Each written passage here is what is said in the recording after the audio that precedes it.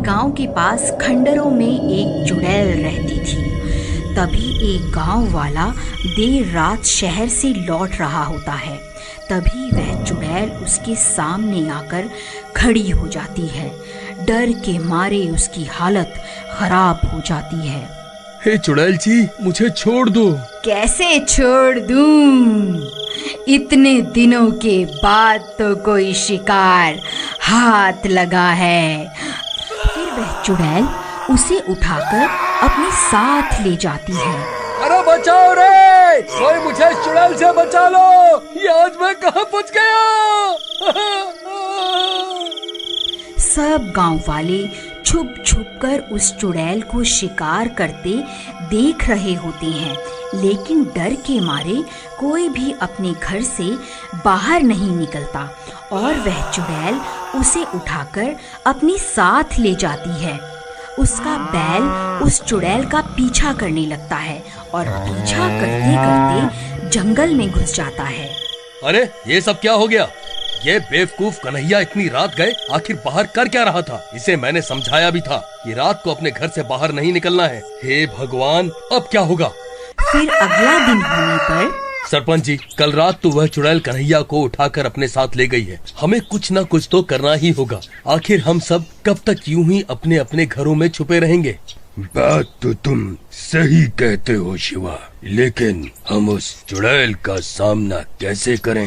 भाई, हम उस चुड़ैल का सामना नहीं कर सकते, लेकिन अगर उससे भी बड़ा और ज्यादा डरावना भूत उसके सामने आ जाए तो वह चुड़ैल जरूर डर के मारे हमारा गांव छोड़ के भाग जाएगी। पप्पू भाई, मुझे लगता है तुम्हारा दिमाग खराब हो गया है जो ये बहकी बहकी बातें कर रहे हो। अब हम उससे भी डरावना भूत कहाँ से लाएं भला? अरे शिवा भाई, मेरे पास एक तरकीब है। अगर हम एक भूत का मुखौटा पहनकर उस चुड़ैल के सामने आ जाएं, तो वह चुड़ैल जरूर डर के मारे भाग जाएगी। तुम्हारी इस तरकीब में बहुत खतरा दिखाई दे रहा है।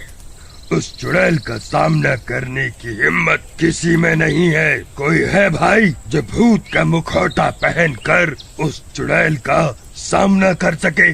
सब गांव वाले एक दूसरे की शक्ल देखने लगते हैं, लेकिन कोई भी उस चुड़ैल का सामना करने को तैयार नहीं होता। सरपंच जी, यह पप्पू हमेशा ही उल्टी सीधी तरकीब बताता है और खुद बच के निकल जाता है। मैं तो कहता हूँ अब की बार इसे ही मौका देना चाहिए। क्यों भाइयों, मैंने सही कहा ना? अरे तेरा दिमाग खराब हो गया है क्या? मुझे क्यों फंसवा रहा है? भाई, मेरा काम सिर्फ तरकीब बताना है, बाकी तुम गांव वाले देख लो कि क्या कर रहा है। मुझे सब में मत घसीटो। देखो पप्पू, मोहन सही कह रहा है। ये तुम्हारी ही तरकीब है, इसलिए इसे अंजाम भी तुम ही दोगे। अरे भाई, मुझे क्यों बलि का बकरा बना रहे हो? तुम सबको कोई और नहीं मिला क्या है? अरे पप्पू भाई, डरो मत, मैं भी तुम्हारे साथ चलूंगा। फिर रात होने पर शिवा के कंधों के ऊपर खड़ा हो जाता है और गांव वाले उसे भूत का मुखौटा पहनाकर उनका भेष बदल देते हैं। अब वह बिल्कुल असली के भूत जैसे लग रहे होते हैं। अरे वाह भाई पप्पू, तुम तो बिल्कुल असली के भूत लग रहे हो। वह चुड़ैल तो तुम्हें देखते ही डर जाएगी। अरे भाई, अगर चुड़ैल हमें देखकर डर गई तो ठीक है, लेकिन अगर वो नहीं डरी तो हमारा क्या होगा? अरे पप्पू भाई, तुम डरो मत, मैं तुम्हारे नीचे ही तो हूँ। मैं कुछ भी गड़बड़ नहीं होने दूंगा। फिर आधी रात होने पर सब गांव वाले अपने अपने घर में छुप जाते हैं। पप्पू और शिवा भूत का भेष बदलकर गांव में खड़े हो जाते हैं और उस चुड़ैल का इंतजार करने लगते हैं, लेकिन बहुत देर तक इंतजार करने पर भी वह चुड़ैल उस रात गांव में नहीं आती। शिवा भाई, लगता है आज चुड़ैल ने छुट्टी कर ली है। आज वह काम पर नहीं आएगी। चलो भी अपने अपने घर चलते हैं, कल फिर से आ जाएंगे। है चलो।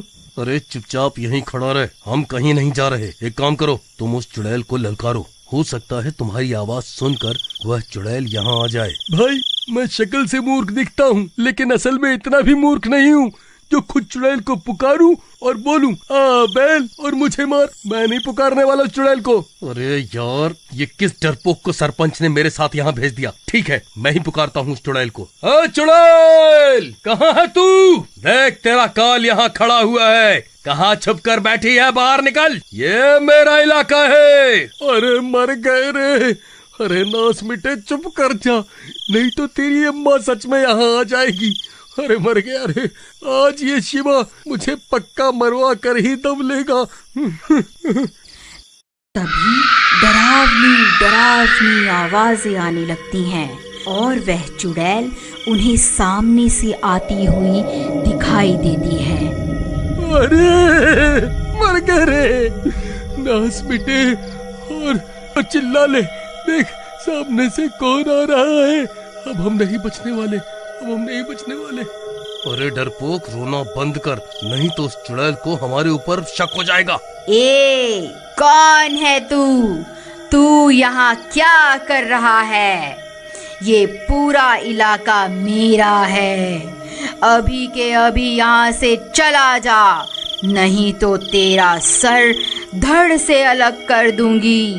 अरे चुड़ैल, आज से इस गांव पर मेरा कब्जा है। तू चुपचाप यहाँ से चली जा, नहीं तो आज तेरी जिंदगी का आखिरी दिन होगा। तू मुझे ललकारता है? तेरी इतनी हिम्मत? अरे शिवा भाई, मैं तुम्हारे हाथ पैर जोड़ता हूँ, कृपा करके चुड़ैल को मत ललकारो। हम इससे माफी मांग लेते हैं, नहीं तो ये हमें जिंदा नहीं छोड़ेगी। ए चुड़ैल जी, आप ही सर्वशक्तिमान हैं। मुझसे बहुत बड़ी गलती हो गई।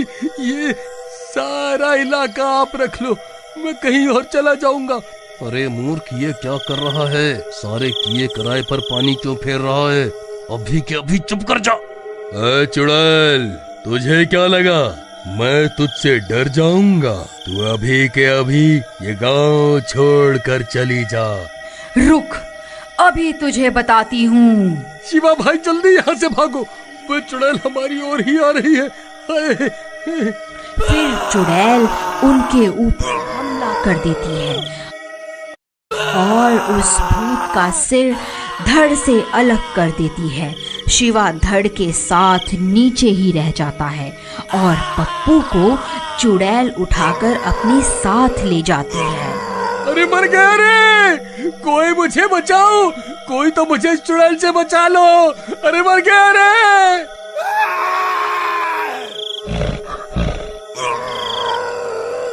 फिर ये सब देखकर सब गांव वाले वहां पहुंच जाते हैं।